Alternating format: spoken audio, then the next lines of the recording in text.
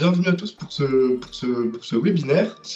J'espère que tout le monde m'entend bien, mais je pense que c'est le cas. Donc aujourd'hui, on va se retrouver pour un webinaire Screensoft, piqûre de rappel de la rentrée. Ce webinaire, ça va donc être en réalité une formation rapide qui vous donnera la possibilité de créer du contenu pertinent sur vos écrans et d'avoir une communication efficace avec. Moi, je suis donc Max, formateur Screensoft, et j'animerai ce webinaire. Je vais donc aujourd'hui vous présenter les différentes fonctionnalités du logiciel Screensoft Éducation. Il y aura des moments où je répondrai à vos questions à l'oral. Pour pouvoir me poser une question, vous allez pouvoir cliquer sur le petit bouton « Lever la main », donc dans votre bandeau Teams, en haut de votre navigateur. Quand vous allez lever la main, je vais vous voir et je vais donc vous autoriser à activer votre micro. Et vous pourrez donc me poser votre question à l'oral. Si vous préférez ou que vous n'avez pas de micro, posez vos questions à l'écrit. Mon collègue Florian suit également ce webinaire sur le chat. Il pourra donc répondre à toutes vos questions que vous lui poserez dans l'onglet « Conversation ». Derrière moi, donc juste ici, il y a mon écran connecté au serveur Screensoft sur lequel je vais manipuler aujourd'hui. Vous pourrez donc, au fur et à mesure de la formation, observer les différents changements et modifications que je vais effectuer via l'interface.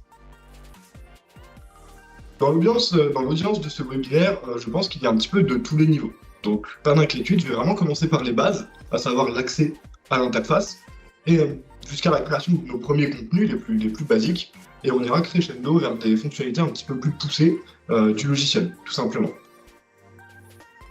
Le webinaire, initialement, a une durée d'environ 1 heure. Il y aura une séance d'une demi-heure à la fin, où on pourra discuter tous ensemble. Vous pourrez nous faire part de vos besoins et poser vos questions, et on prendra le temps qu'il faudra pour répondre à vos besoins, répondre à vos questions, éventuellement mettre en place donc vos contenus avec vous. Et bien, si tout est clair pour tout le monde par rapport à tout ça, on va pouvoir commencer le webinaire. Si vous avez des questions, je vous ai indiqué la marche à suivre, vous levez la main, ou alors vous les posez à l'écrit à mon collègue Florian. Je vais donc partager mon écran pour que vous puissiez voir mes manipulations. Hop. Et hop, mon écran est partagé. Normalement, vous devrez tous voir le partage. Si jamais ce n'est pas le cas ou que vous le voyez en petit, il suffira de double-cliquer sur la petite fenêtre la petite fenêtre de partage pour la mettre en plein écran, tout simplement. Encore une fois, s'il y a des difficultés par rapport à ça, n'hésitez pas à nous poser des questions dans l'onglet conversation ou en levant la main. Et bah donc, on va commencer tout simplement par accéder à Screensoft. Pour ça, on aura besoin de réinstaller sur votre ordinateur uniquement d'un navigateur internet et d'être connecté sur le réseau, tout simplement. Donc ici, moi, pour ce webinaire, je vais utiliser Google Chrome. Vous, de votre côté, si vous utilisez Mozilla, Edge ou Safari, ça posera aucun problème, on est compatible avec tous les navigateurs. Je lance donc mon navigateur Google Chrome. Dans mon navigateur, je vais donc renseigner l'adresse de connexion à Screensoft. Pour cela, soit vous la connaissez, mais si vous la connaissez pas, c'est pas grave. Mon collègue Florian, qui est donc sur l'onglet Conversation, connaît les adresses de chaque établissement qui participe aujourd'hui au webinaire. Donc vous avez simplement à lui poser la question dans l'onglet Conversation et il vous donnera votre adresse. Si vous la connaissez déjà, c'est très bien. Vous pouvez d'ores et déjà la renseigner, donc juste ici, dans la barre d'adresse. Ici, en fait, il y a deux possibilités pour vos adresses. Soit ça va être une suite de chiffres, par exemple 10.54.0.100, c'est vraiment un exemple, n'essayez pas ça de votre côté. Donc si c'est une suite de chiffres, vous n'y avez accès que depuis votre établissement, que depuis votre poste de travail habituel, donc dans votre établissement. Mais votre adresse, ça pourrait également être screensoft.eu. Si c'est le cas, vous y aurez accès de n'importe où, d'accord? Donc que ce soit de chez vous, de l'établissement, ou vraiment de n'importe où, tant que vous avez simplement une connexion internet. Moi, de mon côté, mon adresse, ça va être 192.168.0.177. Je fais entrer et j'arrive sur la page d'identification à l'interface. Ici, on va vous demander donc un login et un mot de passe. Ici, c'est pareil, si vous les connaissez, c'est très bien, vous pouvez donc vous connecter à l'interface. Mais si jamais vous ne les connaissez pas ou que vous n'en avez pas, il faudra contacter l'administrateur de votre parc Screensoft. D'accord? Mais s'il n'y a pas d'administrateur actif chez vous, si vraiment la solution Il y a personne de référent par rapport à ça. Vous pouvez complètement contacter le support de Screensoft. Mon collègue va vous donner la fiche réflexe et les coordonnées du support. Ça va vous permettre d'avoir leur disponibilité, leur numéro de téléphone, leur adresse mail et les horaires d'ouverture, tout simplement. La fiche réflexe vient d'apparaître si jamais vous avez besoin de contacter le support. Si jamais vous n'avez pas d'identifiant et que vous n'arrivez pas à vous connecter, tout simplement que ça ne marche pas ou que vous avez un problème X ou Y, pas de panique, le webinaire que vous voyez actuellement va être enregistré et publié sur notre site afin d'être consultable à tout moment. J'enverrai le lien dès qu'il sera disponible à l'ensemble des participants d'aujourd'hui. Je vous conseille quand même de rester, si jamais vous ne pouvez pas vous connecter, afin d'avoir la possibilité tout simplement de poser vos questions, d'exprimer vos besoins. Comme ça, on pourra quand même y répondre ensemble. Je pourrai quand même répondre à votre question, même si vous ne manipulez pas. Et au moins, vous aurez la possibilité tout simplement d'avoir un webinaire un petit peu plus personnalisé. Donc ici, moi de mon côté, je vais renseigner mes identifiants. Imaginons que je m'appelle Jean Dupont, mes identifiants sont donc J Dupont. La première lettre de votre prénom suit votre nom de famille. Votre login par défaut Screensoft, c'était ça au tout début. Évidemment, il a sans doute été modifié, mais vous pouvez le tenter si vous ne les connaissez pas, on ne sait jamais. Et je me connecte donc à l'interface. Et je ne vais pas enregistrer mon mot de passe. Ici, c'est comme ça que va se présenter Screensoft. Je pense qu'il y en a qui sont déjà familiers un petit peu avec ce qu'ils voient à l'écran. Il y en a qui découvrent complètement. Faut pas avoir peur de cette interface. Au début, elle peut paraître un petit peu conséquente, avec voilà, des écritures un petit peu dans tous les sens. En vérité, on va voir qu'elle est très simple à utiliser. Vraiment. Tout en haut, juste ici, on voit qu'on a une liste de plein de petites bulles. Avec marqué avec un petit soleil, un petit logo jaune. Tout ça, c'est en fait les différents types de contenus que vous allez pouvoir diffuser grâce à Screensoft sur vos écrans. D'accord? Ici, nous, on va commencer, comme je l'ai dit, par créer nos premiers contenus. On va voir ensemble comment ça se passe. On va commencer par l'horloge, qui est juste ici. Hop. Je ne sais pas si tout le monde le voit. Chez vous, elle peut ne pas être au même endroit. C'est juste le petit logo de l'horloge avec marqué horloge en dessous. Voilà.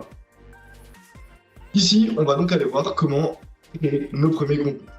Pour créer mon premier contenu, je vais cliquer sur le plus en bout de ligne juste ici. Juste là. Je ne sais pas si tout le monde le voit, ce plus juste là. À côté des deux petites pastilles bicolores. Et on clique donc dessus. Est-ce que tout le monde a vu ce plus? Si jamais, encore une fois, il y a des gens qui j'aurais été trop rapide ou pas assez clair, n'hésitez pas à poser vos questions. On est là pour ça. Lorsque je vais créer un nouveau message, c'est comme ça que va s'afficher mon interface de création. Ici, on va me demander en fait une liste de paramètres. Quand vous allez utiliser Screensoft, il y a vraiment une règle d'or à respecter, surtout au début où vous allez l'utiliser. Ça va être de lire les paramètres dans l'ordre auquel ils vous sont proposés, donc de haut en bas, tout simplement, et de les compléter dans l'ordre à laquelle ils apparaissent. Ici, on me demande donc en premier le nom de mon contenu. Le nom de mon contenu n'apparaîtra jamais sur mon écran. Jamais. C'est vraiment uniquement pour vous, dans votre interface, vous allez retrouver au travers de vos différents contenus. Tout simplement. Donc ici, je vais le nommer horloge. Hop, comme ceci. En dessous, on me demande une date de diffusion. Par défaut, votre message va systématiquement être permanent. Ça signifie qu'il n'a pas de date d'expiration. Si je décoche cette case, on va comprendre que je vais pouvoir planifier mon message. Par exemple, lui indiquer de diffuser jusqu'à la fin du mois ou de diffuser le mois prochain. Je vais vraiment pouvoir planifier avec un petit calendrier mes différentes dates. Donc ici, par exemple, si je voulais qu'il diffuse jusqu'à la fin du mois, je cliquerai sur mon petit calendrier du bas, donc celui-ci juste ici, et je vais sélectionner la fin de mon mois. Mon horloge va donc diffuser du 19 septembre au 30 septembre inclus. Mais pour une horloge, c'est pas forcément intéressant. Moi, je vais plutôt laisser la case message permanent cochée. Comme ça, dès lors que, j'aurai pas à venir allonger cette date quand je le souhaiterais. Juste en dessous, on va avoir un choix de période. Alors, le logiciel Screensoft, donc vous voyez le fonctionner actuellement, est autonome. Ça veut dire qu'il s'allume et s'éteint automatiquement le matin et le soir selon des horaires que vous avez renseignés dans l'interface, tout simplement. Ça signifie que vous n'avez pas à allumer tous les matins vos écrans. Ici, on voit que dans ma période, on est de minuit à minuit. Ici, on n'a pas besoin de synchroniser cette période avec les horaires d'allumage de mon écran. Ça va être automatique. C'est-à-dire que les horaires d'allumage sont toujours prioritaires par rapport aux horaires de diffusion d'un contenu. D'accord? Donc ici, on peut laisser de minuit à minuit pour qu'il diffuse dès lors que mon écran est allumé, tout simplement. Mais on n'est pas obligé d'aller mettre 8h, 17h pour chacun de mes contenus. Je peux laisser par défaut. À côté de cette période, juste ici, on va avoir une durée. Donc juste là. Cette durée-là, par défaut, elle est à 10 secondes. Cette durée, elle correspond en fait à la durée de chaque message à l'écran. Vous voyez cet écran juste ici, les contenus que vous voyez défiler depuis tout à l'heure, ils ont une durée en fait. Et, cette durée, on l'a renseignée dans le logiciel. On a dit que par exemple, moi là, je voulais qu'elle diffuse 7 secondes, ça veut dire qu'elle va arriver pendant 7 secondes à mon écran. Et 7 secondes plus tard, elle va partir, tout simplement. Donc moi, je vais renseigner 7 secondes.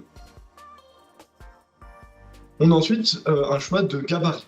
Un choix de gabarit, c'est en réalité le visuel de mon horloge. Quel visuel je souhaite appliquer à mon horloge. Ici, si j'affiche la liste déroulante, je vais avoir 3 choix. Horloge numérique en premier, analogique en deuxième et multiple en troisième. La liste déroulante, c'est bien, mais ça ne parle pas vraiment. Ici, on va plutôt cliquer sur le gros carré bleu en bout de ligne, que vous voyez juste là, pour visualiser mes horloges. Ici, j'ai donc bien la numérique, l'analogique et l'horloge multiple. Et ici, je vais vous laisser de votre côté, si vous faites les manipulations en même temps que moi, sélectionnez celle qui vous plaît le plus. Moi, je vais rester sur l'horloge numérique juste ici. Pour sélectionner un visuel, on ne va pas cliquer dessus. Là, si vous voyez avec ma souris, je suis actuellement en train de cliquer. Mais ça ne fonctionne pas. Tout simplement parce qu'il faut bien cocher la petite coche verte en bas à gauche. Donc celle-ci juste là. Hop, on la retrouve à chaque fois en bas à gauche de chaque visuel. Donc ici, moi, je vais plutôt sélectionner mon horloge numérique. Tac. Elle est sélectionnée. En dessous, on nous propose des paramètres de police ou de charte. Ici, si jamais vous avez choisi l'horloge analogique, on peut vous demander des paramètres de couleur. Ces paramètres de couleur, ils vont reprendre par défaut les paramètres de votre charte. Votre charte, c'est quoi? C'est une image qui a été faite, enfin c'est un pack de communication, entre guillemets, qui a été faite par notre équipe de graphisme, qui comprend des polices, des couleurs et des arrière-plans.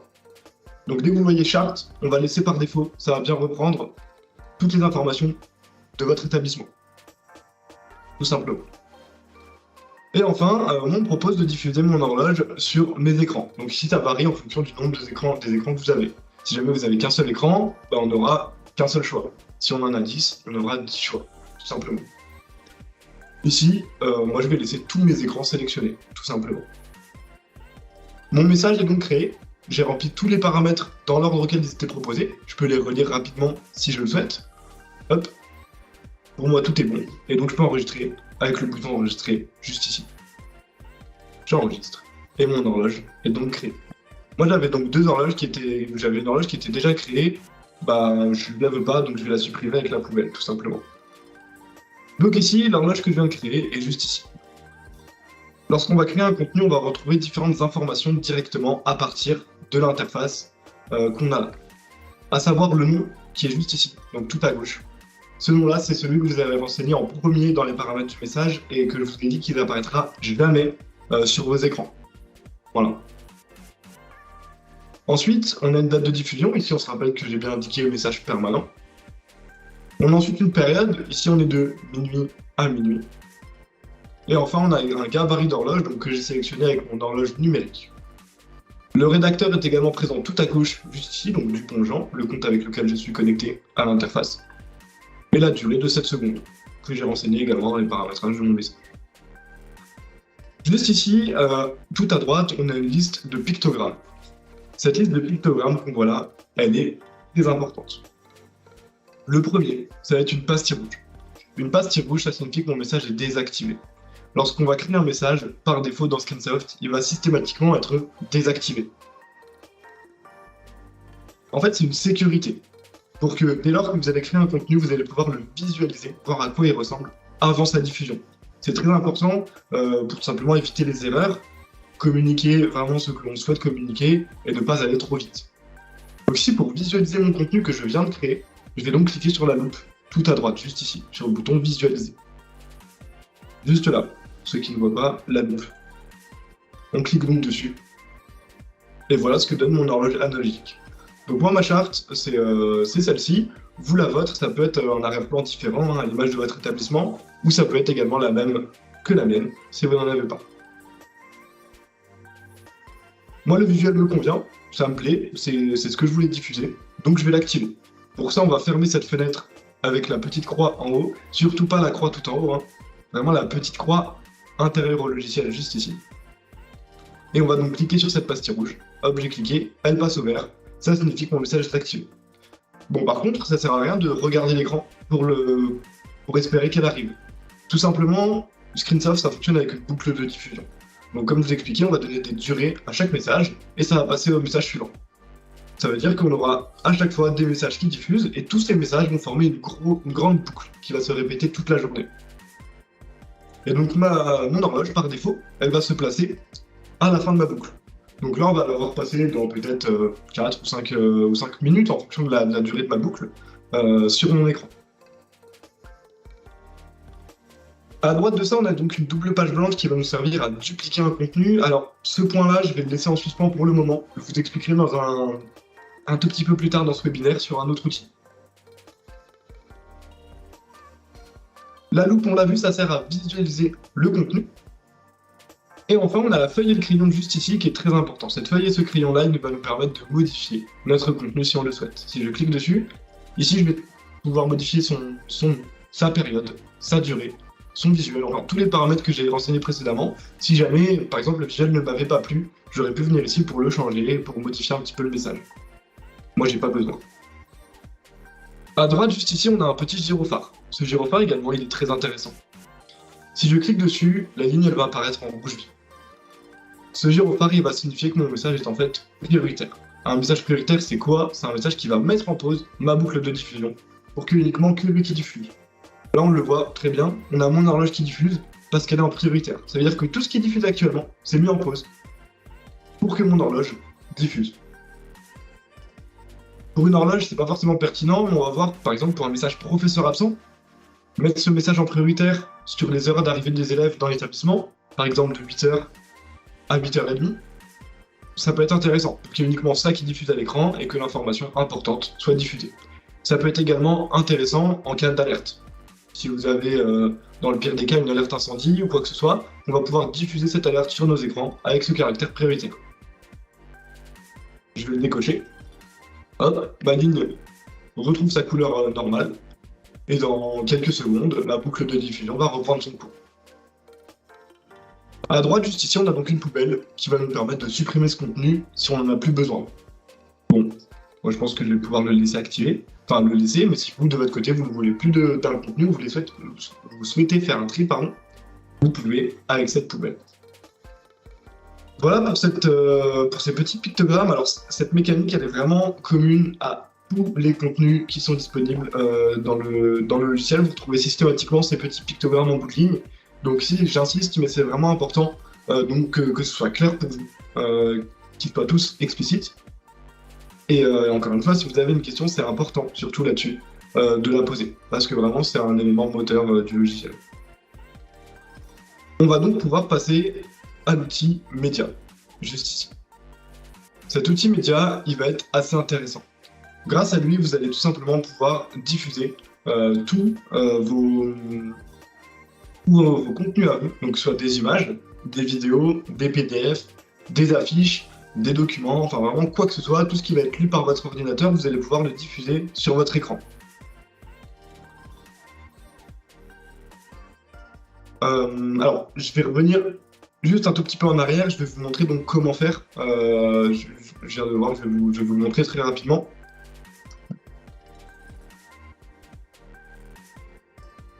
Pour déclarer un message prioritaire pendant 10 minutes, on va les modifier. Et ici, c'est dans votre période. Vous allez indiquer une plage horaire de 10 minutes. Donc, comme l'a dit Florian, soit de 11h50 à midi, enfin, vraiment aux horaires que vous voulez, pendant 10 minutes, tout simplement. À noter que vous pouvez ajouter autant de périodes que vous voulez.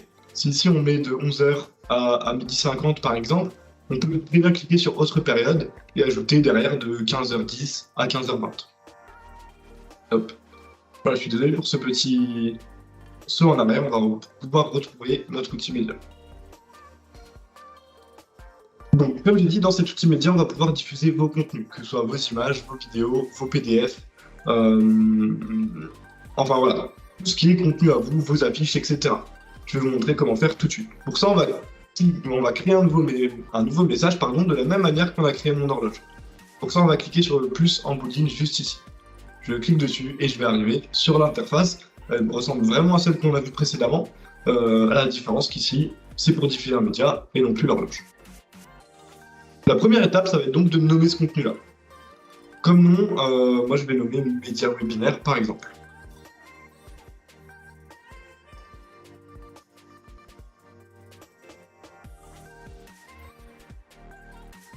En date, je vais le laisser en message permanent, puisque voilà, pour moi c'est un exemple, mais vous de votre côté, vous renseignez la date que vous souhaitez. En période, on va pouvoir laisser de minuit à minuit durant 15 secondes, puisqu'encore une fois, moi c'est un média d'exemple. Et puis de toute façon, on va voir, une fois qu'on aura ajouté mon média, combien de temps il devra diffuser. Donc en dessous, juste ici, j'ai donc mon choix de médias. Si j'ajoute la liste déroulante, ici, je vais donc avoir plusieurs choix. Le choix que vous allez retrouver dans cette liste déroulante, c'est des documents qui sont déjà dans votre bibliothèque. D'accord? Moi, mon média que je souhaite diffuser actuellement, il n'est pas dans cette bibliothèque. Il est sur mon ordinateur. Donc pour l'ajouter, je vais cliquer sur les 4 petits carrés en bout de ligne, qui est en vérité un raccourci pour aller vers ma bibliothèque. Je clique donc dessus, et j'arrive dans ma bibliothèque Screensoft. C'est comme ça que cette bibliothèque se présente. C'est un petit peu finalement comme votre explorateur de fichiers sur Windows, tout simplement. Ici, on va avoir plusieurs dossiers. Par défaut, je pense que de votre côté, vous devriez également avoir images, vidéos, présentations, documents, fichiers audio. Ça peut être plus ou moins le bazar en fonction du nombre de contenu que vous avez ajouté. Moi, je vais vous montrer comment l'arranger, tout simplement. Ici, tout en haut, on peut créer autant de dossiers qu'on veut. C'est un petit peu comme j'ai dit, comme sur Windows, hein, on va créer vraiment des dossiers pour ranger des médias dedans. Pour ça, on va cliquer tout en haut sur plus nouveau répertoire juste ici, que vous voyez juste là.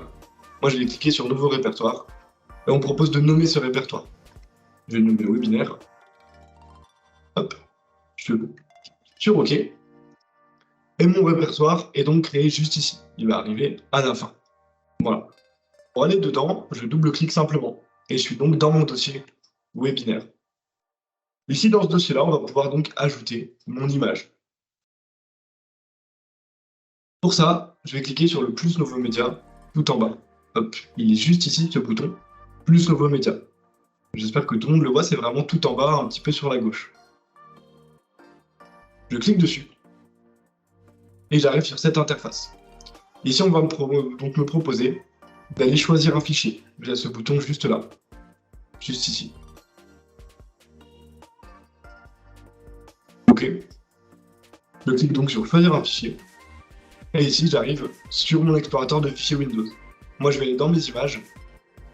Et ce que je voulais diffuser, c'était le menu du jour. Je vais donc pouvoir l'ouvrir. Et je vais donc cliquer sur le bouton envoyer pour l'envoyer dans ma bibliothèque. L'opération s'est effectuée avec succès, c'est ce qu'on m'indique. Je peux donc fermer cette fenêtre avec la petite croix ronde tout en haut. Et mon menu du jour est donc juste derrière. Je vais la remontrer très rapidement. On clique sur plus nouveau média en bas à gauche. Hop. On arrive sur cette page-là. On clique sur choisir un fichier au milieu. Et on sélectionne l'image de mon choix. Cette fois-ci, je vais prendre le cours d'eau. J'ouvre. Je clique ensuite sur envoyer, juste ici. Il y a un très court temps de chargement. L'opération s'est effectuée avec succès. Mon image est donc bien dans ma bibliothèque, juste ici. On va donc pouvoir sélectionner le média que je souhaite diffuser. Pour ça, encore une fois, c'est de la même manière que pour les gabarits de mon horloge. Je ne vais pas pouvoir le sélectionner. Ici, si on regarde, encore une fois, je suis en train de cliquer, hein, là, je suis vraiment dessus, je clique, mais ça ne marche pas. Il faut vraiment cocher la petite coche verte en bas à gauche. Donc celle-ci juste là. Hop, je clique dessus. Et mon cours d'eau est donc bien sélectionné. En dessous, on va me proposer des paramètres de redimensionnement. Ici, si affiché la liste déroulante, je vais avoir 5 choix. Le max, le média occupe donc un maximum de l'écran tout en conservant son ratio initial. Le minimum, le média est rétréci si trop grand. Stretch, no border, pas de redimensionnement du tout. Voilà, ça, c'est expliqué entre parenthèses à quoi correspond chaque paramètre. Nous, par défaut, on va vous conseiller le redimensionnement max, mais vous pouvez très bien de votre côté essayer en fonction de la taille de votre image les différentes possibilités. En dessous, on va avoir une couleur de fond. La couleur de fond, c'est en fait la couleur des bordures. Vous savez s'il y a des bordures à droite, en haut, à gauche, ou alors en haut et en bas de votre image. Ici, on va pouvoir paramétrer la couleur de ces bordures. Par exemple, moi je vais mettre, allez, ça va pas être très très beau, mais je vais mettre du rose fuchsia, juste pour qu'on voit bien à quoi correspondent ces bordures.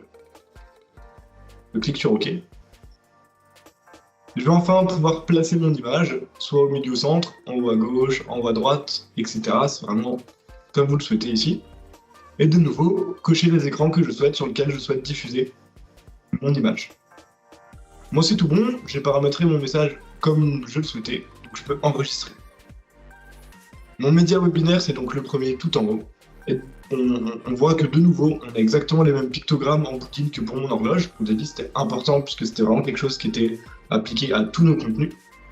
On va pouvoir retrouver notre loop qui va nous permettre de le visualiser. Je le visualise. Et voilà ce que ça donne. Ici, on a donc notre image de cours d'eau comme précédemment. Et on a donc nos bandes fuchsia à droite et à gauche. Encore une fois, c'est pas très joli, hein, c'est un petit peu agressif comme couleur. C'était vraiment pour vous montrer directement à quoi ça correspondait. Je vais donc pouvoir fermer cette fenêtre juste ici. Hop. Et l'activer parce que moi ça me va comme contenu. Voilà pour l'ajout d'un média sur Screensoft. Est-ce que c'est clair pour tout le monde? Est-ce que vous avez des questions? Est-ce que là, je suis allé un petit peu trop rapidement dans mes manipulations? Voilà, n'hésitez pas à me couper. Moi, en attendant que vous posiez vos questions, si vous en avez, je vais rapidement montrer comment faire pour une vidéo, par exemple. Et bien pour ça, je vais aller modifier mon message. Donc si je vais cliquer sur la feuille de crayon juste là, hop, et je vais changer le média sélectionné. Donc ici, je vais recliquer sur mes 4 petits carrés en bout de ligne. Je clique donc dessus. J'arrive de nouveau dans ma bibliothèque, mais directement dans le dossier webinaire que j'avais créé. Je vais retourner à l'accueil de ma bibliothèque et je vais pouvoir aller dans mon dossier vidéo. Ici, j'ai une vidéo mieux mangée. De nouveau, je vais la sélectionner avec la petite coche verte en bas à gauche. Hop. J'ai des paramètres pour vidéo uniquement qui viennent d'apparaître pour une vidéo. Ces paramètres-là, ils sont assez simples, il n'y en a que 3. La première chose, c'est le son. Est-ce qu'on souhaite diffuser du son ou pas sur mes écrans? Voilà, ici on va pouvoir régler le volume juste ici. Ensuite, on me pose une question, est-ce que je souhaite jouer la vidéo jusqu'au bout? Ici, on voit qu'on va avoir une durée de 15 secondes dans mon contenu. Mais on m'indique que la vidéo, elle en fait 38, entre parenthèses juste ici. Donc on voit bien qu'il y aura un petit problème. Il va y avoir 23 secondes qui ne vont pas être lues correctement. Pour régler ce problème-là, on répond simplement à oui. La durée vient de disparaître. Donc le message va durer exactement la durée de la vidéo. Comme ça, on n'a pas à s'inquiéter du temps. Dès lors que la vidéo sera finie, on va pouvoir enchaîner sur les autres contenus. Mais je pourrais également décider de débuter la vidéo à par exemple 10 secondes du début pour éviter une introduction ou alors pour passer simplement un extrait choisi. On peut modifier et on va pouvoir donc visualiser. Et ici, on a donc bien ma vidéo qui a démarré au bout de 10 secondes et qui se lit en mode plein écran, tout simplement. Voilà, il n'y a rien de spécial et il n'y a rien de compliqué. On peut donc fermer ça. Je vais retourner modifier mon message et cette fois-ci, je vais aller sélectionner un PDF. Tac, je modifie avec la même feuille de crayon que précédemment. Et je vais donc aller pouvoir sélectionner un PDF. Je vais prendre le PDF Objectif Développement Durable, juste ici. Donc via la liste déroulante, au début, on a les différents types de médias. Que ce soit une image, un PDF, une vidéo. Moi, je vais donc prendre mon PDF. Pour mon PDF, j'ai de nouveau des paramètres pour les documents Office ou PDF uniquement. Un petit peu à la même manière que précédemment avec ma vidéo. Ici, on va pouvoir choisir l'affichage du document. Soit on met en page par page, donc une page par une à l'écran. Soit on peut mettre en page en vis-à-vis, donc 2 pages côte à côte à l'écran. Soit un défilement des pages progressif ou par étapes. Ici, on aura vraiment notre page en plein écran et qui défilera de haut en bas. Moi, je vais sélectionner le vis-à-vis En durée par page, je vais mettre 5 secondes. Donc c'est la durée à laquelle chaque page va apparaître à l'écran. Le numéro de la première page à diffuser, je vais renseigner la première, puisque je peux diffuser mon PDF à partir du début. Et dans le numéro de la dernière, ici, attention, si on laisse vide, ça veut dire le PDF en entier. Ça peut être un problème si vous ajoutez un PDF tout simplement de 50 pages. Voilà, donc c'est, je pense, quelque chose qu'il faut éviter, de diffuser 50 pages de PDF d'un seul coup, parce que c'est pas forcément pertinent sur un écran d'affichage dynamique. Ici, voilà, on peut aller jusqu'à 7 ou 8, si vraiment c'est un beau PDF avec des belles images, etc. Mais sinon, moi, je vais diffuser de la 1 à la 5. Je vais donc modifier. Et si je visualise mon PDF, ici, j'ai toujours mon fuchsia, qui est encore une fois assez agressif, sur les côtés. Voilà, sur un PDF, je vous conseille de le mettre en blanc, hein, ça fait un aspect de continuité, surtout si votre PDF est blanc. Et ici, on a donc mon PDF qui diffuse en pageant vis-à-vis. Voilà pour ça. Voilà, pour l'outil média, on a fait le tour des différents outils que vous pourrez diffuser. Est-ce que, enfin, je parle vraiment uniquement des médias, hein. Est-ce que c'est clair pour tout le monde? Est-ce qu'il y a des questions? Est-ce que, voilà, est-ce que c'est clair, quoi, tout simplement? Et on va pouvoir donc passer à l'outil gabarit, l'outil dont mon collègue vous parlait dans l'onglet conversation, qui est juste ici. Hop. Ici, il y a déjà pas mal de messages qui sont créés. On va pouvoir les voir juste après. Oui, en effet, je vous conseille de manipuler le plus rapidement possible après cette formation rapide pour pouvoir tout simplement voilà, avoir tout de frais en tête par rapport à ce que je vais vous dire aujourd'hui.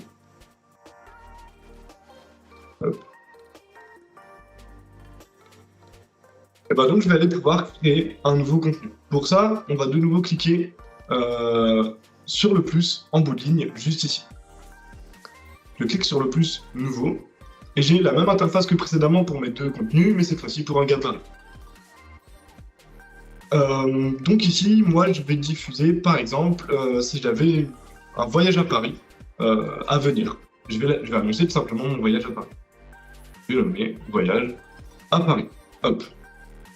Date de diffusion, et ben, on va dire que mon voyage il va être le 10 octobre. Donc je vais pouvoir les sélectionner le 10 octobre dans mes dates de diffusion. Donc de aujourd'hui, du 19/09, jusqu'au 10 octobre. Pour ça, je clique sur mon petit calendrier et je vais donc sélectionner le mois d'octobre dans la liste déroulante et le 10 octobre. Hop. Et donc là, je suis bien du 19 au 10. Dans ma période, ici, je vais laisser de minuit à minuit, ça va très bien. La durée, eh ben, je verrai cette durée. Une fois qu'on aura créé notre contenu, on se posera la question tout ensemble, combien de temps il faut qu'il diffuse. Ensuite, on a les paramètres de charte. Ici, moi, je vous conseille encore une fois de laisser par défaut. Tout simplement, comme ça va bien reprendre vos couleurs, vos images, et on ne se pose pas trop de questions par rapport à ça. Et enfin, on a donc mon gabarit. Mon choix de gabarit, c'est tout simplement quel visuel je vais décider de diffuser. Ici, je vais donc aller soit dans la liste déroulante pour voir à quoi il ressemble, soit avec mon gros carré bleu en bout de ligne, juste là. Et ici, on a donc tous mes gabarits qui apparaissent. Tous ces gabarits, c'est des templates que vous pouvez complètement réutiliser. Ce qu'il faut regarder, ça va être la disposition, non pas les contenus, puisque tout est modifiable, tout simplement. C'est-à-dire que cette image de championnat de beach volley, je pourrais très bien annoncer mon voyage à Paris avec. Pour ça, il n'y aura pas forcément de...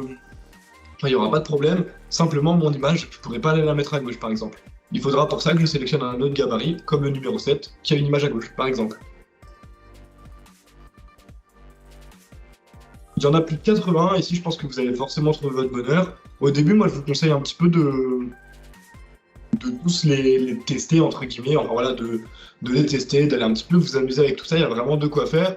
Mais au final, au bout de 2 semaines, 3 semaines d'utilisation, vous allez vraiment trouver vos 4, 5, 6 gabarits que vous aimez bien, qui marchent bien dans votre établissement, et donc vous allez voilà, plus ou moins réutiliser les mêmes au fur et à mesure. Mais au début, je vous conseille quand même vraiment de vous amuser un petit peu avec tout ça, il y a vraiment de quoi faire. Encore une fois, pour sélectionner, c'est la petite coche verte en bas à gauche. Je clique dessus, et donc, là, le gros intérêt de ce type de contenu-là, c'est également qu'on va avoir une interface de visualisation directement intégrée. Donc dès lors qu'on va modifier le titre, le texte ou l'image, on va pouvoir aller actualiser l'animation avec ce gros bouton bleu juste ici, et on va voir donc de nouveau notre animation. Et ici, on va donc pouvoir aller personnaliser le texte en descendant un petit peu. L'en-tête, moi je vous invite pas à l'utiliser, je vous invite plutôt à utiliser des titres et des textes. Voilà, c'est largement suffisant. L'en-tête, ça va arriver tout en haut, c'est pas forcément quelque chose de très adapté. Ici, mon titre, et ben moi je me dis donc c'est un voyage à Paris, donc je vais la même chose en titre. Hop, donc écrire voyage à Paris. Hop, j'ai mis une petite majuscule de trop. Ensuite, on va pouvoir mettre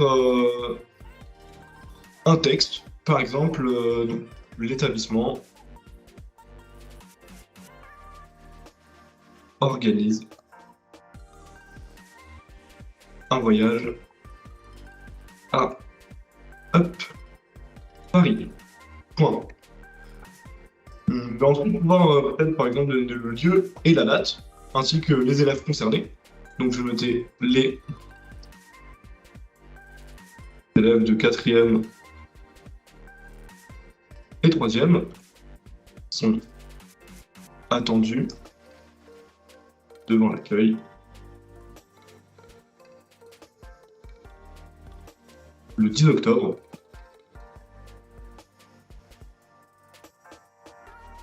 pour le départ. Voilà. Donc ça, c'est pas mal. Et puis ensuite, on va pouvoir aller décrire un tout petit peu ce voyage, non pas le décrire, mais voilà. Bon, ça, encore une fois, c'est de penser les textes que vous souhaitez. Moi, je vais marquer par exemple au programme découverte de la capitale et balade sur la Seine, par exemple.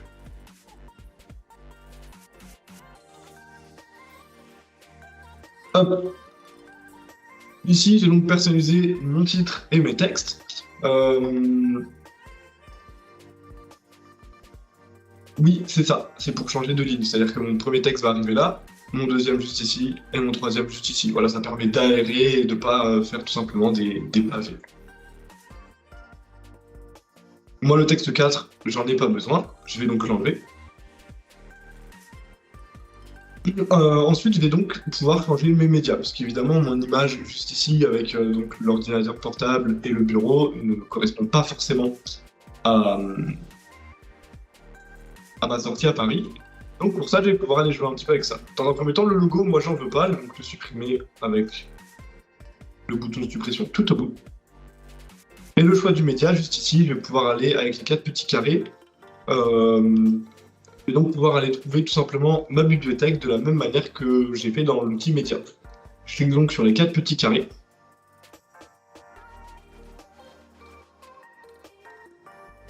Et je vais aller dans mes médias. Je vais retourner dans mon dossier webinaire, juste ici, et je vais ajouter une image de Paris.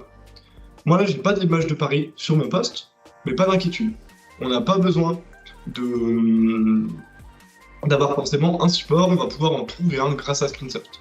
Pour ça, on clique sur plus nouveaux médias. Et précédemment, on était dans l'outil envoi médias locaux, juste là. Mais moi, je vais aller dans l'outil recherche de photos libres de droit, juste ici. Ici, on a un outil de recherche qui va vous permettre de rechercher des images libres de droit que vous pouvez complètement librement utiliser sur vos écrans. Je clique dessus, j'arrive là-dessus, et pour moi, je vais chercher Paris. Je fais rechercher. Hop, et ici, j'ai des images de Paris qui apparaissent, tout simplement. Donc ici, je vais pouvoir sélectionner l'image que je trouve la plus jolie. Par exemple, moi j'aime bien celle-ci, donc je vais simplement cliquer dessus. Je vais avoir un court temps de chargement, image ajoutée, hop. Donc je peux fermer ma fenêtre. Et juste derrière, j'ai mon image de Paris qui a bien repris le nom de ma recherche. Je vais donc le sélectionner. Et je vais pouvoir actualiser mon animation puisque j'ai donc personnalisé mon contenu.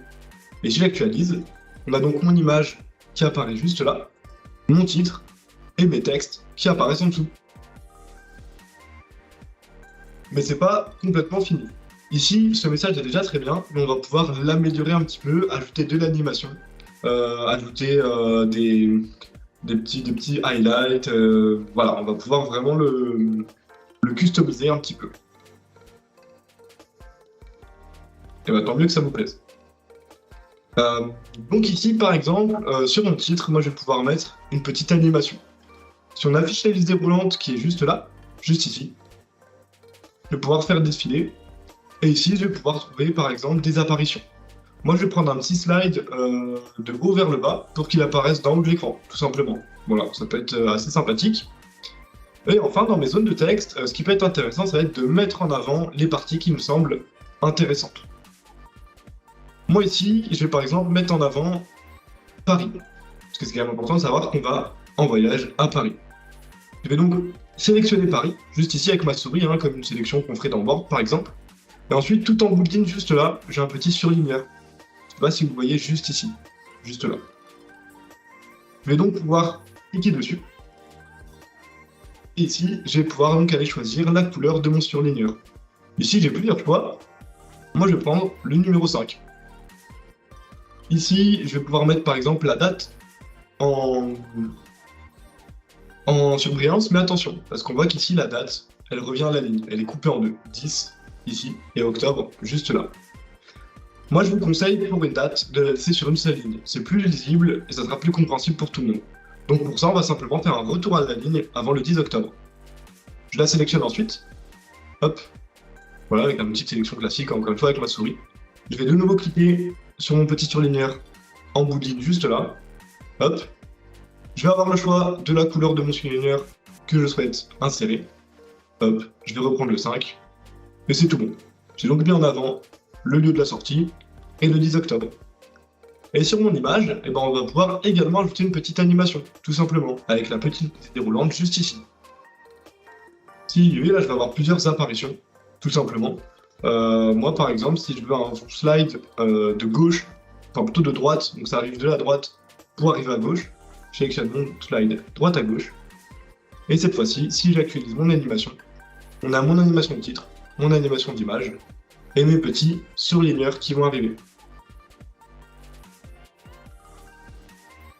Alors, ils seront un petit peu désirés.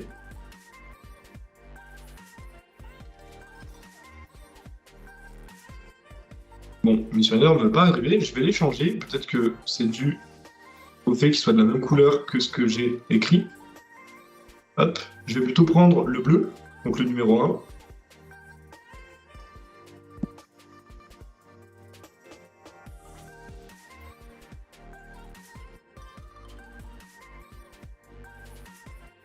Hop, tac, et je vais donc sélectionner le 1, et là si j'actualise,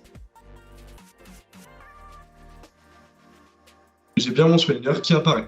Voilà, en fait je m'étais un petit peu trompé, j'avais pris du gris sur gris, donc forcément ça donne pas grand chose. Mais en tout cas ici on a donc notre surligneur bleu qui arrive et qui diffuse correctement. Voilà. Est-ce qu'il y a d'autres questions par rapport à tout ça? Voilà, maintenant qu'on est dessus, ça peut être intéressant d'y répondre.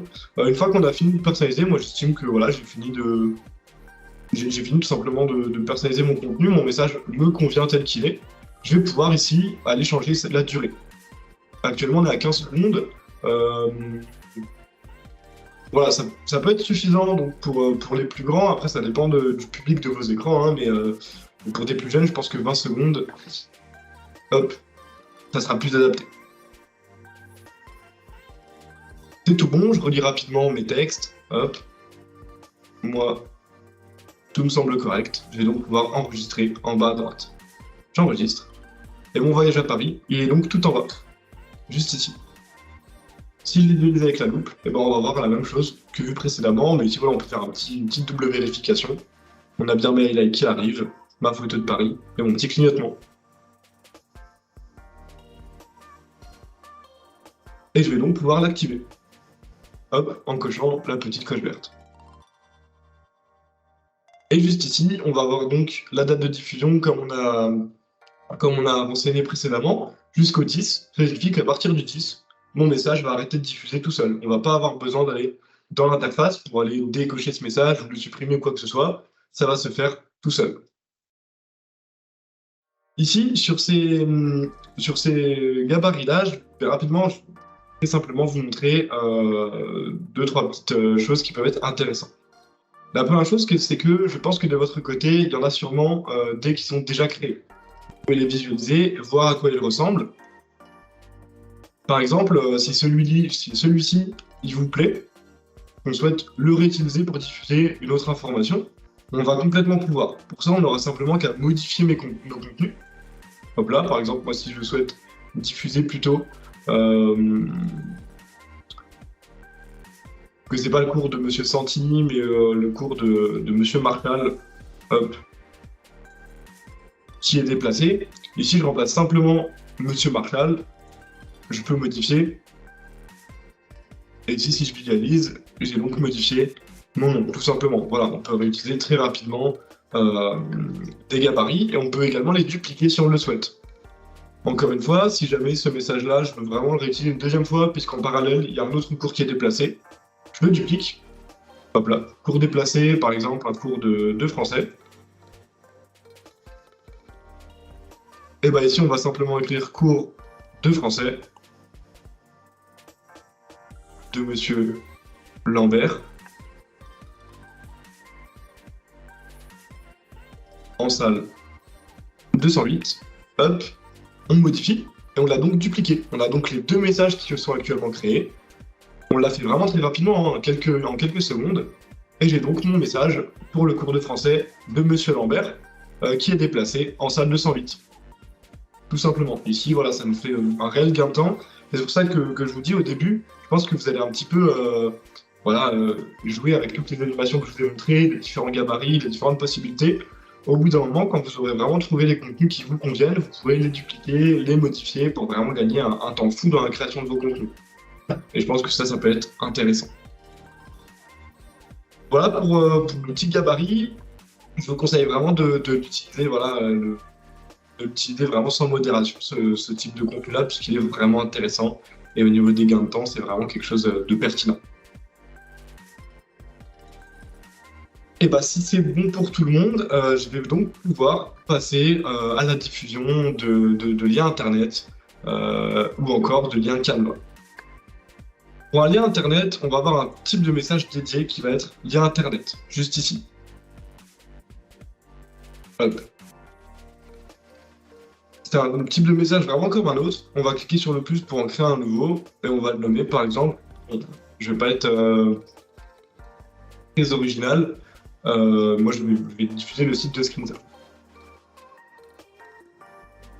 Hop. Ici, je vais laisser en message permanent.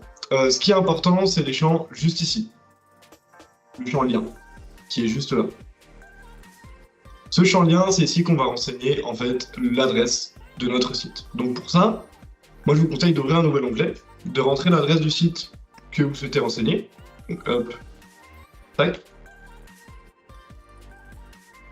Moi c'est ce site-là que je souhaite diffuser sur mes écrans.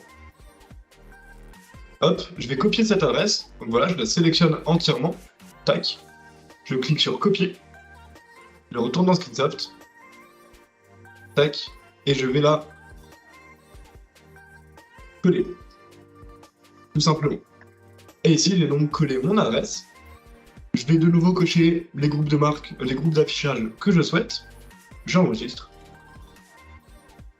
Ici, si je visualise dans l'interface, ça va m'ouvrir tout simplement un nouvel onglet pour ouvrir le site, tout simplement. Si je veux voir sur mon écran, je vais pouvoir l'activer. Appuyer sur le petit gyrophare et on va le voir diffuser dans quelques secondes. Tout simplement. Et ici, voilà, on a directement le site de Screensoft qui diffuse sur mon écran. On peut faire ça donc avec n'importe quel site, comme vous le souhaitez. Et pour Canva, donc, Florian vous a envoyé le lien de notre annonce qui expliquait comment coupler Canva et Screensoft. Moi, je peux rapidement vous rappeler que toutes les annonces, vous pouvez les retrouver ici, juste là. Le bouton juste ici, à côté de votre nom et prénom en haut de l'interface. On clique ici et on va aller chercher Canva. Il est donc juste là, hop, couplage avec Canva, donc la 5.5 qui avait été. Et ici, on a donc téléchargé un petit PDF avec l'annonce. Et ici, on va m'expliquer tout simplement le couplage avec Canva et comment le mettre en place. Voilà. Hop, moi je vais pouvoir enlever le prioritaire et supprimer mon message que je viens de créer. Voilà pour la diffusion d'un lien internet et le couplage avec Canva. Est-ce que il y a des questions ou pas? Si on a, je vais vous laisser passer, enfin, vous laisser les écrire à l'écrit. Et moi, je vais passer à l'onglet professeur absent. Ici, on va donc pouvoir diffuser les absences de mes professeurs. Souvent, on a deux messages qui sont déjà créés. Ça va être le cas chez beaucoup d'entre vous. Si jamais vous n'avez pas de message de créer, on va simplement en recréer un très rapidement. Voilà, on va en recréer un, donner un nom et on va directement aller modifier tout en bas. La première chose à faire ici, ça va être de déclarer la liste des professeurs de votre établissement. Pour ça, on a une petite liste en début de ligne que vous voyez juste là.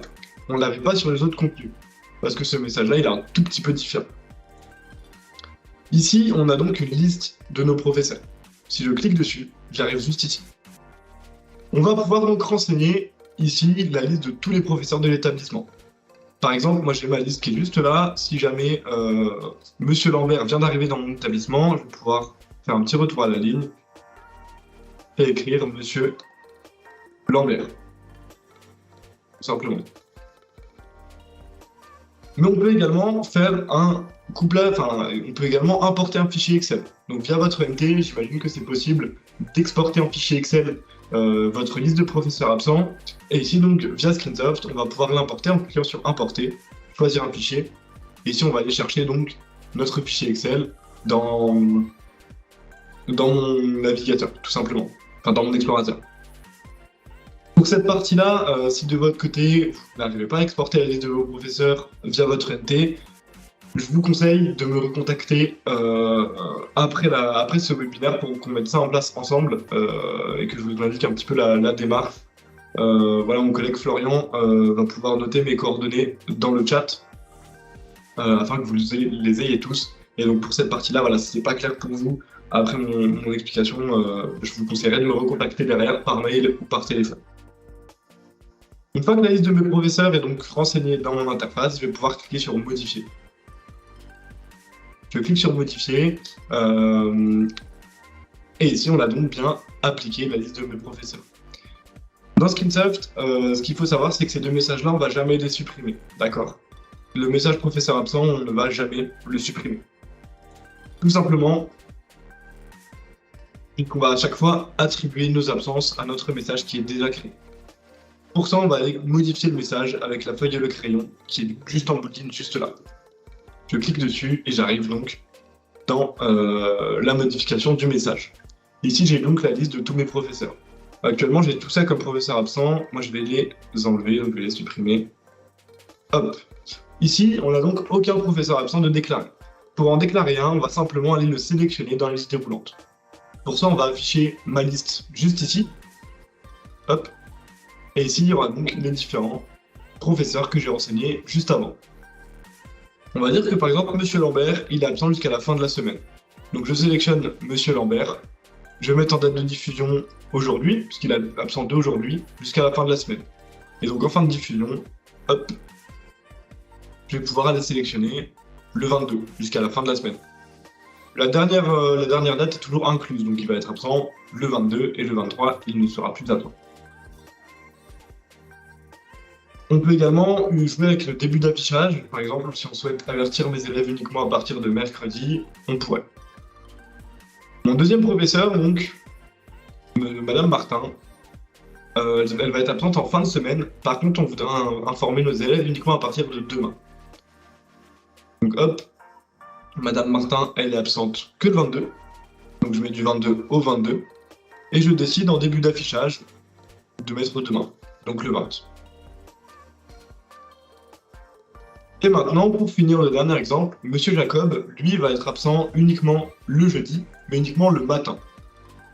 Donc pour ça, attention, c'est un peu différent comme façon de faire. Ici, on voit que devant les périodes, on a une sorte de petit calendrier, un petit bouton free. On va cliquer sur ce calendrier, on va voir un champ vide qui vient d'apparaître. Dans ce champ vide, on va écrire la date telle qu'elle est écrite juste en haut. C'est-à-dire, en fait, comme les autres, quoi. Donc 21, 09, 2023. Pas le 31, le 21. On va mettre ensuite espace, deux points, espace. Et ici, on va renseigner ce que l'on souhaite. Tout ce qui arrivera après cet espace va s'écrire tel quel dans le tableau pour le 21.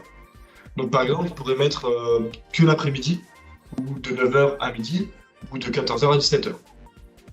Donc je vais mettre de 14h à 17h. Hop.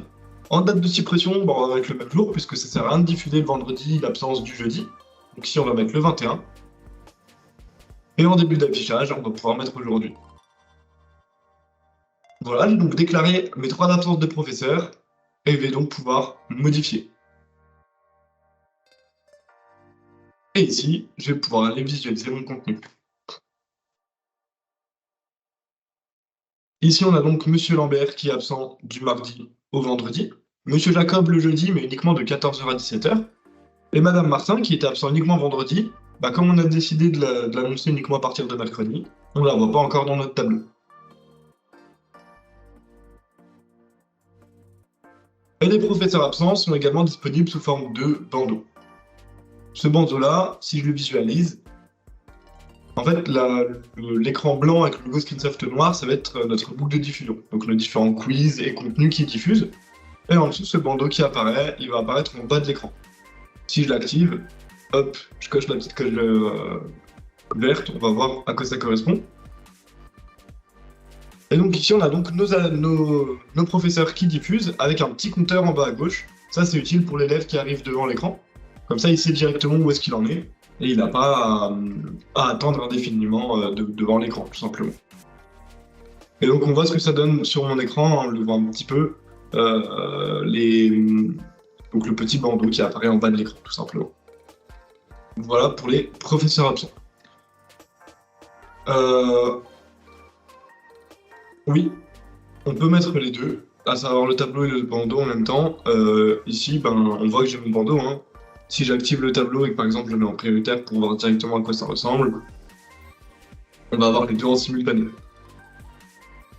Bon, après, ça fait un peu double information. Hein, donc, voilà, l'intérêt n'est pas forcément exceptionnel, mais on peut. Ici, on a bien mon tableau des professeurs absents et mon bandeau qui est juste en dessous. C'est une synchronisation. En fait, ici, quand on va créer le bandeau, on va pouvoir le synchroniser avec le contenu. Je vais montrer rapidement la méthode pour le créer. Ici, si je clique sur le plus juste là, dans mon professeur absent, je vais ici pouvoir initialiser la liste des professeurs absents en choisissant le message référent. Par exemple, moi, c'est bien professeur absent tableau. Si je le sélectionne, je vais pouvoir aller derrière synchroniser le contenu du message. Il me le propose en fait. Tac, je coche. Je valide. Et ici, j'ai donc créé mon message qui est synchronisé avec l'autre. Et ici, dans mon message pleine page, donc dans le mode d'affichage, je vais renseigner le bandeau. Ici, je mets bandeau synchronisé 2, par exemple, je vais le supprimer juste après, c'est vraiment pour vous montrer.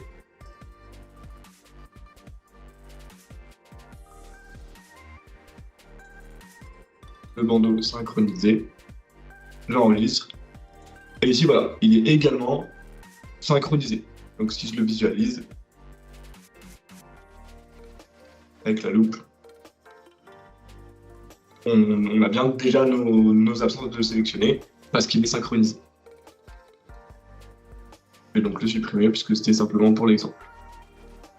Oui, vous pouvez modifier les modèles de messages. Dans tous vos messages dans Screensoft, on a à chaque fois la possibilité de modifier le gabarit, donc le visuel. Pour ça, on clique sur le gros carré bleu et on a de nouveau le choix de nos différents affichages. Ici, on a par exemple en liste de haut en bas, ou ici on a sous forme de tableau, mais plutôt horizontal que vertical. Et ici, on a donc notre tableau vertical qu'on avait jusqu'à maintenant. Ok, tant mieux, si c'est clair, moi je vais pouvoir passer au type de contenu flux RSS, qui est juste ici. Le type de contenu flux RSS, voilà, je vais y passer rapidement.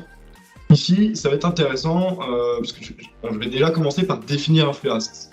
Un flux RSS, c'est un flux d'informations ou d'actualités qui va être mis à jour par un organisme tierce qu'on va pouvoir nous récupérer et diffuser sur nos écrans.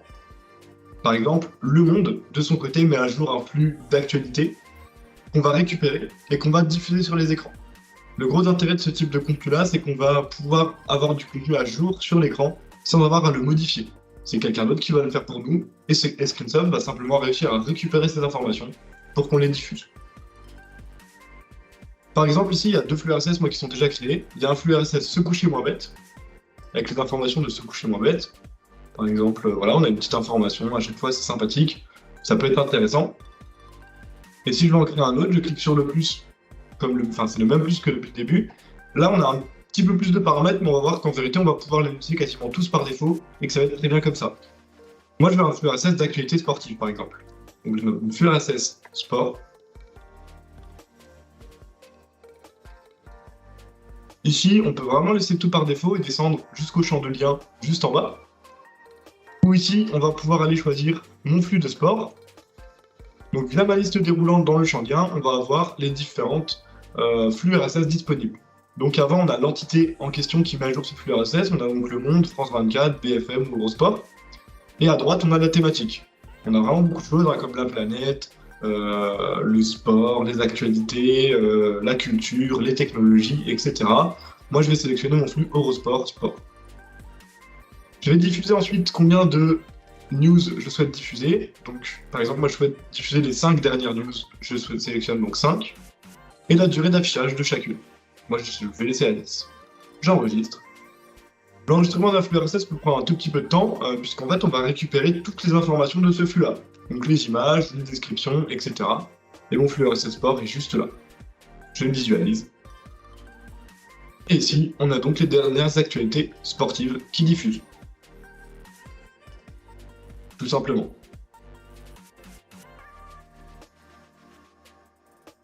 Voilà pour l'outil flux RSS. À noter qu'on a également la possibilité de créer un flux RSS personnalisé avec vos propres informations. Pour ça, on va aller modifier ce message-là.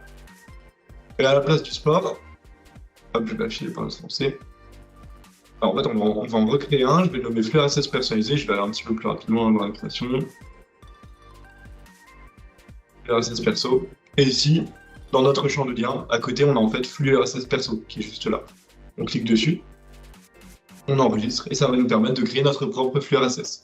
On va avoir une petite liste qui va apparaître en début de ligne qui est juste là. Je clique dessus. Et ici, on va avoir donc mes différentes news qu'on va pouvoir personnaliser pour renseigner, par exemple, mon voyage à Paris et puis l'annoncer dans les actualités de l'établissement, tout simplement. Par rapport à votre question, peut-on programmer un message pour qu'il se diffuse toutes les 15 minutes? En fait, ça dépend de la durée de votre boucle de diffusion. Pour ça, on va dans les listes de diffusion. Et si on veut donc qu'un contenu se diffuse toutes les 15 minutes, il va falloir que notre boucle elle fasse environ 15 minutes. Pour voir la durée de notre boucle, on va aller juste ici dans l'onglet liste de diffusion. On va aller sur ce petit outil qui est juste là, le tri avancé de nos messages. Donc c'est le petit carré gris avec 2 flèches blanches qui se situe vraiment tout à gauche de votre écran. On clique dessus et on arrive ici. On va filtrer sur notre écran. Moi je vais filtrer sur le hall d'accueil par exemple. Et on va sélectionner Instant T. Donc tous les messages qui diffusent à l'instant T sur mon écran. On voit que ma boucle de diffusion elle dure 9 minutes 31 secondes. Ça signifie qu'elle va mettre 10 minutes pour être lue entièrement. Et donc à la fin de cette boucle-là, on va pouvoir... elle va recommencer, tout simplement. Donc ici, mes messages vont chacun arriver toutes les 10 minutes. Si on veut que mon message arrive toutes les 15 minutes, on va devoir allonger cette durée de boucle jusqu'à 15 minutes en ajoutant des contenus, tout simplement. Je vais rapidement vous montrer comment paramétrer les horaires de vos écrans. Ici, pour cela, mais attention, seulement les administrateurs de votre parc d'écran auront accès à ces paramètres-là. D'accord? Donc pour ça, on va aller dans l'onglet parc d'affichage, tout en haut. Depuis le début de ce webinaire, on était dans l'onglet gestion d'affichage. Là, on va pouvoir avoir accès à l'onglet parc d'affichage si vous êtes administrateur. Ici, on va cliquer sur parc d'affichage et je vais avoir donc plusieurs écrans. C'est en fait mes 4 écrans.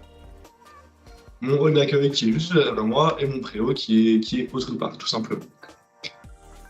Ici, on va donc pouvoir aller modifier les paramètres de cet écran. Pour ça, on va cliquer tout en bout de ligne sur la feuille et le crayon juste là. On va pouvoir aller modifier les paramètres de cet écran. Mes horaires, ils apparaissent juste ici. On voit nos horaires juste en dessous. Donc là, on voit que le lundi, il est allumé de 7h30 à 18h. Pareil pour le mardi. Le mercredi, il s'éteint à 12h30 puisqu'il n'y a pas cours l'après-midi. le jeudi de 7h30 à 18h et le vendredi également de 7h30 à 18h. Ici, moi, si je souhaite modifier mes horaires, je vais cocher les jours concernés. Moi, je souhaite changer le lundi, mardi, jeudi, vendredi. Et je vais mettre plutôt 17h comme horaire d'extinction. Et ici, on est bien de 7h30 à 17h. Tout simplement, on peut décocher mes jours et c'est tout. On a également la possibilité d'appliquer des coupures vacances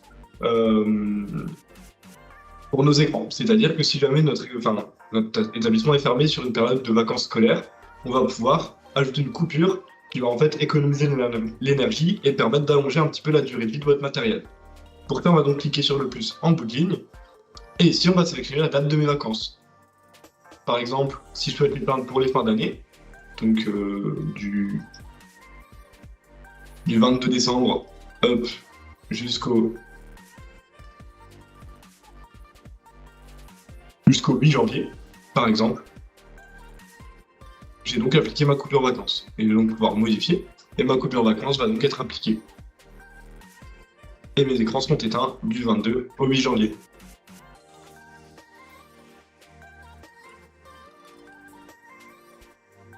Est-ce que c'est tout bon pour tout le monde?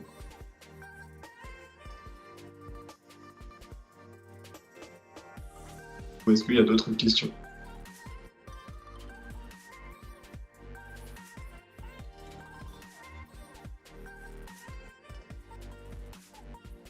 Alors oui, le 8 janvier est inclus. Vous avez raison de me faire la remarque. C'est vrai que je sélectionne le 8 janvier, mais si je fais ça, le lundi, mon écran sera éteint. Donc il vaut mieux sélectionner le 7. Voilà, je suis un petit peu trompé. Mais voilà, le jour est systématiquement inclus. Donc si vous mettez le jour de la rentrée, votre écran sera éteint.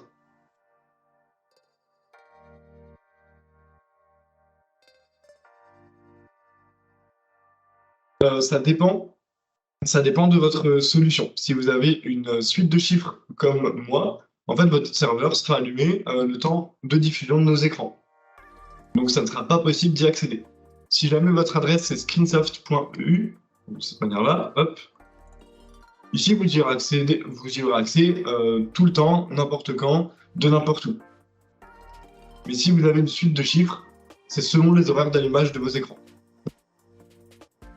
Je vais maintenant vous parler de la bibliothèque de messages, à la demande de Florian. Donc ici, je vais aller dans l'onglet bibliothèque. Dans l'onglet bibliothèque, on va retrouver notre bibliothèque standard, donc avec nos médias qu'on connaît maintenant, dans lesquels on va pouvoir naviguer, aller dans les différents éléments, etc. Et à côté, on a une bibliothèque de messages. Et je clique dessus, je vais arriver sur cette interface. En fait, la bibliothèque de messages, c'est des contenus qui vont être déjà tout prêts, que vous pouvez complètement diffuser sur vos écrans. Ici, on va avoir plusieurs thématiques. C'est mis à jour assez régulièrement. Moi, je vous conseille d'aller jeter un œil ici souvent, parce qu'on met souvent donc, du nouveau contenu. Ici, on a notamment la sécurité routière. Ça peut être, par exemple, adapté pour un lycée ou même une université, faire des petits messages de prévention, donc comme l'alcool au volant, le nombre de morts sur la route en France, la vitesse, etc. On a également EcoWatt et EcoGest qui va, je pense, revenir d'actualité cet hiver pour faire des messages de sensibilisation par rapport à ça, sur les éco-gestes essentiels, la météo électrique en temps réel, ça peut être également intéressant, les potentielles vagues de froid. On a également des messages plus adaptés à l'éducation, comme notamment de la prévention sur le harcèlement scolaire ou de la Journée internationale des droits des femmes. Voilà, on en a plusieurs, moi je vous laisserai découvrir ça de votre côté. Si jamais vous voulez ajouter un message, on va pouvoir, par exemple, si moi je veux ajouter ma vidéo campagne de non-harcèlement, je vais pouvoir juste ici aller cliquer dessus et elle va me proposer donc la durée du message. Ici, c'est une vidéo qui fait 120 secondes, donc 120 secondes c'est très bien. La date de diffusion, par défaut, ça diffuse pendant 3 mois. Moi, ça me paraît correct. Mais si jamais, par exemple, je vais diffuser cette vidéo uniquement sur ma semaine où l'établissement communique sur le harcèlement, je vais pouvoir sélectionner cette semaine-là. Disons que c'est la semaine prochaine, donc du lundi au vendredi. Hop. J'importe le message sur les écrans que je souhaite. On va avoir un court temps de chargement qui peut être plus ou moins long. Là, j'ai sélectionné une vidéo, donc c'est vrai qu'il peut durer un petit peu de temps. Ça a été plutôt rapide. Je vais donc aller dans gestion de l'affichage, médias et ma campagne de non-harcèlement. Elle est juste ici et on peut la visualiser. Et ici, on a donc une vidéo du gouvernement contre le harcèlement, tout simplement. Vous montrer, ça va être ce petit point d'interrogation. Ce petit point d'interrogation qui va arriver à la fin de tous les différents menus de l'interface. Voilà, c'est la dernière chose assez importante avant de terminer. Donc ici, si je clique dessus, j'arrive dans l'aide en ligne entre guillemets du logiciel.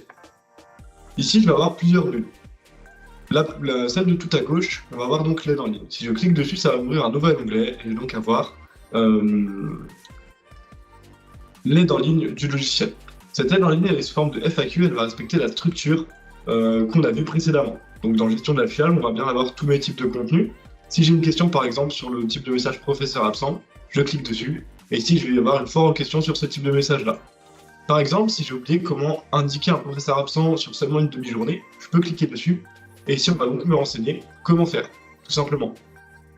Avec des petites captures d'écran qui vont bien, et la petite charte de nommage qu'il fallait respecter.